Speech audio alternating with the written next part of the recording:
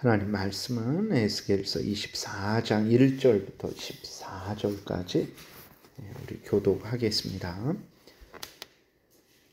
아홉째 해 열째 달 열째 날에 여호와의 말씀이 내게 임하여 이르시되 인자야 너는 날짜 곧 오늘의 이름을 기록하라.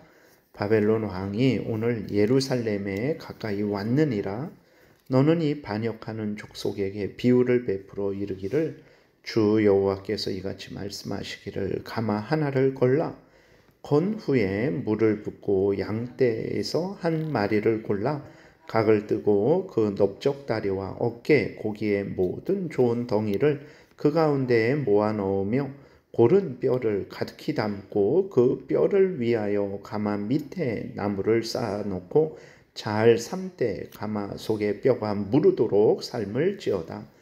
그러므로 주 여호와께서 이같이 말씀하셨느니라. 피를 흘린 성읍 녹슨 가마 곧 그 속에 녹을 없이 하지 아니한 가마여 화 있을진저 제비 뽑을 것도 없이 그 덩이를 하나하나 꺼낼지어다. 그 피가 그 가운데에 있으며 피를 땅에 쏟아 티끌이 덮이게 하지 않고 맨 바위 위에 두었도다. 내가 그 피를 맨 바위 위에 두고 덮이지 아니하게 함은 분노를 나타내어 보응하려 함이로다. 그러므로 주 여호와께서 이같이 말씀하셨느니라. 화 있을진저 피를 흘린 성읍이요 내가 또 나무 무더기를 크게 하리라. 나무를 많이 쌓고 불을 피워 그 고기를 삶아 녹이고 국물을 졸이고 그 뼈를 태우고 가마가 빈 후에는 숯불 위에 놓아 뜨겁게 하여 그 가마에 놋을 달궈서 그 속에 더러운 것을 녹게 하며 녹이 소멸되게 하라. 이 성읍이 수고함으로 스스로 피곤하나 많은 녹이 그 속에서 벗겨지지 아니하며 불에서도 없어지지 아니하는도다. 너의 더러운 것들 중에 음란이 그 하나이니라. 내가 너를 깨끗하게 하나 내가 깨끗하여지지 아니하니 내가 내게 향한 분노를 풀기 전에는 내 더러움이 다시 깨끗하여지지 아니하리라. 나 여호와가 말하였은즉 그 일이 이루어질지라. 내가 돌이키지도 아니하고 아끼지도 아니하며 뉘우치지도 아니하고 행하리니 그들이 내 모든 행위대로 너를 재판하리라. 주 여호와의 말씀이니라. 아멘. 기도드리겠습니다. 살아계신 하나님 아버지 감사합니다. 이 시간에 하나님 말씀을 전하고 듣습니다. 성령께서 역사하셔서 하나님의 뜻을 잘 깨달아 알고 알려주시는 대로 믿고 따르는 우리 모두가 되게 도우소서. 그래서 하나님의 영광을 드러내고 이웃을 유익하게 하며 우리도 하나님이 주시는 크신 은혜 늘 누리게 도우소서. 예수 그리스도의 이름으로 기도드렸습니다. 아멘. 1절 2절에 보게 되니까 아홉째 해 열째 달 열째 날에 여호와의 말씀이 내게 임하여 이르시되 인자여 너는 날짜 곧 오늘의 이름을 기록하라. 바벨론 왕이 오늘 예루살렘에 가까이 왔느니라. 여기에서 이제 말씀하시는 것은 무엇이냐면 바벨론 왕에 의해서 예루살렘이 세 번째 이제 침략당하는 그 시작을 하나님이 말씀을 하시는 거예요. 그래서 에스겔이 포로로 끌려온 이후에 이제 시간이 지나서 세 번째 그 공격을 당하는데 그것이 바로 오늘이다라고 하나님이 말씀을 하고 있는 것입니다. 하나님께서 수없이 남유다의 멸망을 경고하고 회개할 것을 말씀을 하셨어요. 근데도 남유다 백성들은 자신들은 결코 공격당하지 않을 것이다 라고 이렇게 생각을 했어요. 그리고 포로된 자들도 하나님은 70년 동안 너희들이 포로될 것이다 라고 이렇게 말씀을 하셨는데 자기들은 금방 예루살렘으로 돌아갈 것이다 이렇게 헛된 기대를 하고 있었죠. 결과는 어떻게 되었습니까? 하나님이 말씀하신 대로 되어진 것을 우리가 보게 됩니다. 우리의 인생도 그렇고 나라의 미래도 그렇습니다. 우리의 뜻대로 되어지는 것이 아니고 다 하나님의 뜻대로 되어진다라는 것을 우리가 명심해야 됩니다. 그래서 개인이든 가정이든 항상 하나님의 말씀을 따라야 한다라는 것입니다. 그 다음에 3절부터는 이제 녹슨 가마 비유를 말씀하세요. 녹슨 가마에 고기를 넣고 뼈가 무르도록 삶으라 라고 이렇게 말씀을 하시는데, 녹슨 가마는 죄악으로 더럽혀진 예루살렘을 의미합니다. 그 가마에 있는 고기들은 이제 예루살렘 사람들을 의미하죠. 왕이나 고관이나 선지자나 제사장이나 그러한 지도 목자들, 그리고 또 예루살렘 백성들을 의미합니다. 가마 속에서 뼈가 무르도록 삶아진다라는 것은 이제 바벨론에 의해서 예루살렘 백성들이 비참하게 멸망당할 것을 이제 알려주는 거죠. 에스겔서 11장에 보게 되면 예루살렘 사람들은 가마솥 비유를 들었죠. 자신들은 가마솥 안에 있는 고기다. 그래서 그 가마솥 안에서 아주 잘 그렇게 보호를 받을 것이다. 다시 말해서 바벨론에 공격당하지 않을 것이다. 이렇게 주장을 했었어요. 그러나 하나님이 역사하시니까, 손을 들어 치니까 예루살렘 사람들의 말대로 되어지지 않고 하나님의 말씀대로 예루살렘 사람들이 바벨론에 의해서 비참하게 이제 멸망을 당하는 거죠. 6절에 보게 되면 제비 뽑을 것도 없이 솥에 있는 모든 고기 덩어리를 꺼내라 이렇게 하셨는데, 이것은 예루살렘 모든 백성이 다 비참하게 죽는 것을 의미하는 것입니다. 그러니까 제비 뽑으면 어떤 것은 남아있고 어떤 것은 이렇게 선택이 되잖아요. 근데 제비 뽑을 것도 없다. 다 그냥 이렇게 내어치라 라고 하나님이 말씀을 하시는 것입니다. 그럼 왜 이렇게 하나님께서 예루살렘 백성들을 완전히 그렇게 멸하시냐 그랬을 때에 7절에 그 이유가 있어요. 7절 8절 보니까 그 피가 그 가운데 있으며 피를 땅에 쏟아 티끌이 덮이게 하지 않고 맨 바위 위에 두었도다. 내가 그 피를 맨 바위 위에 두고 덮이지 아니하게 함은 분노를 나타내어 보응하려 함이로다 라고 이렇게 말씀을 하고 있어요. 그러니까 뭔 말이냐면 예루살렘 안에서는요, 서로를 죽고 죽이는 사악한 일이 아주 넘쳐났다라는 것입니다. 근데 아주 악하게 죽였는데, 짐승을 죽여도 그 짐승의 피를 덮어요. 그것은 이제 생명을 존중하는 차원이죠.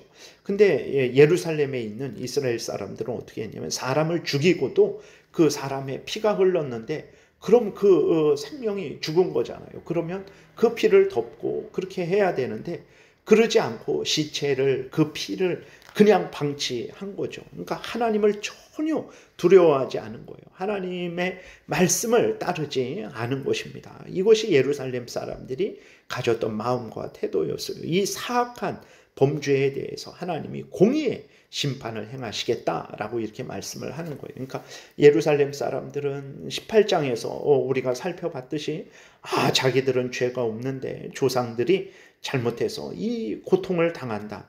자기들은 죄가 없는데 하나님이 우리에게 누명을 씌워서 이렇게 우리를 어렵게 한다. 이런 생각을 했는데 그렇지 않습니다. 하나님은 행한 대로 갚으시는 하나님이죠. 그 이스라엘 백성들이 서로 간에 물고 뜯고 속고 속이고 죽고 죽이는 그 악을 행한 거예요. 같은 형제 자매들끼리. 그래서 하나님이 공의의 심판을 행하신 것입니다. 9절부터는 이제 하나님은 예루살렘 가마에 나무를 더 넣어서 그 속에 있는 고기들을 다 태우고 빈 가마는 숯불 위에 놓고 녹을 없애라 이렇게 하시는데, 하나님께서 죄악에 대해서 철저하게 심판하시겠다라고 말씀을 하시는 거예요. 그러니까 예루살렘에 이러한 바벨론이 침략해서 1년 이제 6개월 동안 포로가 됩니다. 그리고 그때 무슨 일이 있었냐면, 이제 부모가 자식을 잡아먹고 자식이 부모를 잡아먹고 친구가 친구를 잡아먹는 그런 비참한 일이 생기게 되는 거죠. 왜 그렇습니까? 말씀드린 대로 죄악 때문에 그런 거예요. 오늘 그럼 그 에스겔 시대에는 죄악에 대해서 하나님이 심판하고, 오늘은 그냥 하나님이 이렇게 좀 너그럽게 봐주시냐? 절대 그러지 않습니다. 하나님은 변하지 않는 하나님이에요. 에스겔 때에 죄악에 대해서 심판하시면 오늘도 죄악에 대해서 심판하신다라는 것을 명심해야 됩니다. 우리는 그래서 죄악을 증오하고 멀리해야 돼요. 죄악에는 하나님의 진노만 내린다라는 것을 아주 분명히 인식하고 죄를 범하지 않기를 위해서 힘쓰고 애써야 됩니다. 그러기 위해서 하나님을 사랑하고 하나님의 뜻을 따라야 되는 거죠.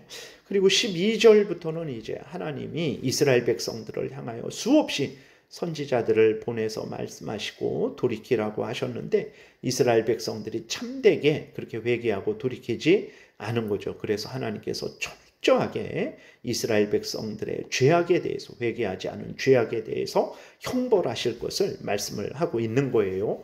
12절부터 14절 보게 되니까 이 성읍이 수고함으로 스스로 피곤하나 많은 녹이 그 속에서 벗겨지지 아니하며 불에서도 없어지지 아니하는도다. 그러니까 하나님이 선지자들을 보내서 회개하고 돌이키라고 그렇게 선지자들을 수고하게 하셨는데 녹이 벗겨지지 않는 거죠. 이스라엘 백성들이 회개하지 않는 것입니다.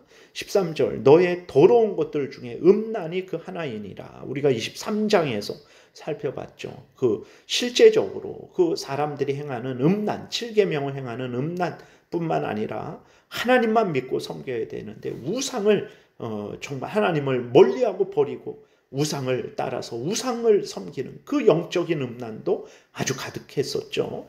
그래서 그 죄에 대해서 하나님이 심판하신다라는 거죠. 내가 너를 깨끗하게 하나 내가 깨끗하여지지 아니하니 하나님이 말씀하시고 선지자들을 보내시고 회개할 기회를 주셨는데도 그렇게 하지 않은 거죠.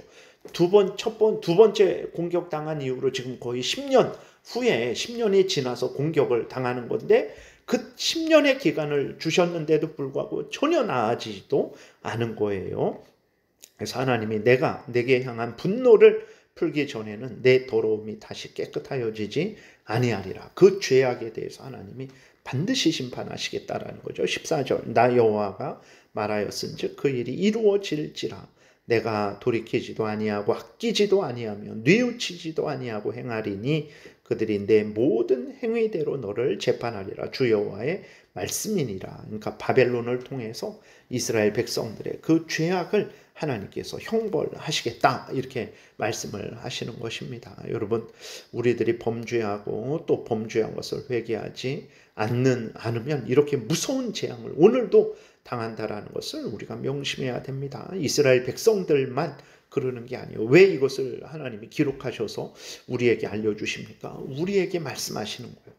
너희들도 경계하고 깨어 주의하고 죄를 미워하고 버리고 하나님을 사랑하고 하나님의 말씀대로 살라라는 거죠. 죄가 무엇입니까? 하나님의 법을 어기는 것이 죄예요. 하나님의 법을 온전히 따르지 못하는 것이 죄입니다. 하나님의 법이 무엇입니까? 성경 전체죠. 더 핵심적으로 말하면 십계명이죠. 그 십계명의 핵심은 하나님을 사랑하고 이웃을 사랑하는 거예요. 마음을 다해 뜻을 다해 힘을 다해 목숨을 다해 하나님을 사랑하고 있습니까? 그것이 하나님이 기뻐하시는 일이고 그렇게 하지 않으면 그게 죄예요. 사랑하지 않는 것도 죄고 사랑한다고 하면서도 전심으로 사랑하지 않는 것도 죄입니다. 이 죄를 그냥 내버려 두고 그럴 수 있지 하는 게 이스라엘 백성들이 행했던 거예요. 이웃을 내 몸과 같이 사랑하라 말씀하셨어요.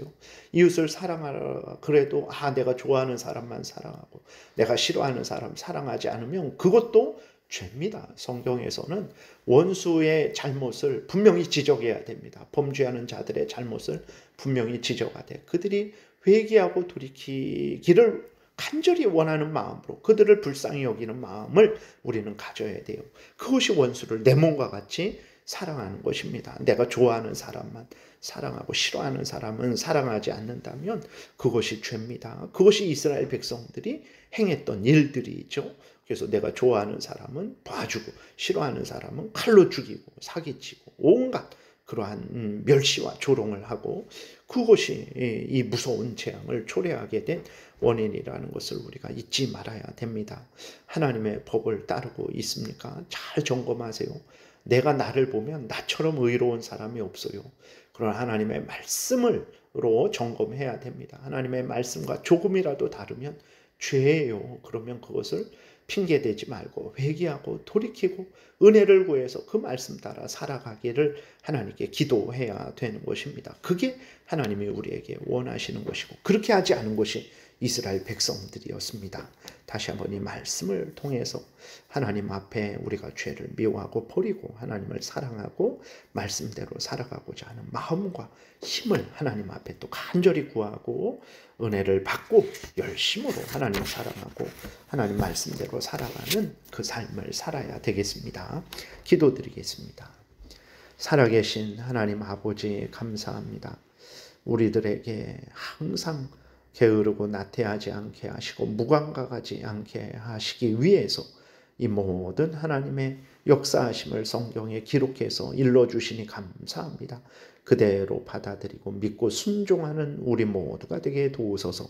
예수 그리스도의 이름으로 기도드렸습니다. 아멘. 하늘에 계신 우리 아버지요, 이름이 거룩히 여김을 받으시오며 나라의 임하옵시며 뜻이 하늘 이루어진 것 같이 땅에서도 이루어지이다.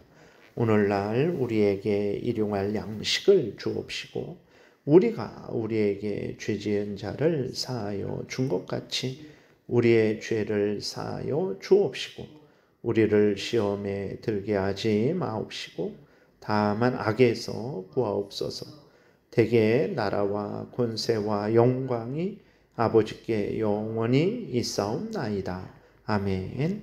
지금은 우리 구주 예수 그리스도의 은혜와 하나님 아버지의 크신 사랑과 성령의 교통하심이 하나님을 경외하고 하나님 말씀대로 살아가고자 은혜 구하며 돌아가는 하나님의 모든 택한 백성들 머리 위에 지금부터 영원토록 함께 있을지어다. 아멘.